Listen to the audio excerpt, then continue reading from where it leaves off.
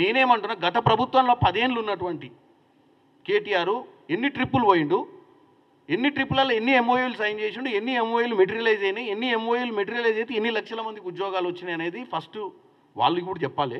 ఎందుకంటే మరి అన్నిసార్లు పోయినప్పుడు మేము ఇన్నిసార్లు పోతేనే గిన్ని వేల మంది ఉద్యోగాలు క్రియేట్ అవుతుంటే మరి వాళ్ళు అన్నిసార్లు పోయారు కదా, మరి ఇప్పటికి ఎవరు ఖాళీగానే ఉండొద్దు తెలంగాణలో.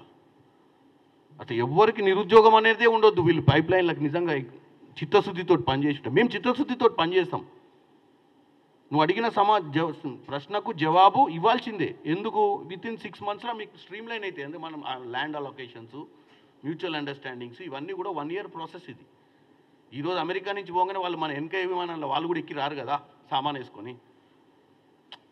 మనం మాట్లాడొచ్చిన తర్వాత మళ్ళీ వాళ్ళు వయబిలిటీస్ అన్ని చెక్ చేసుకుంటారు. మనం ల్యాండ్ ప్రొక్యూర్మెంట్ వాళ్ళకి ఏమేమి ఫెసిలిటీస్ కావాలి, వాళ్ళకి ఏం బెనిఫిట్స్ ఇస్తామో వాళ్ళ టీం వచ్చి ఒక 2-3 months ప్రాసెస్ ఉంటుంది.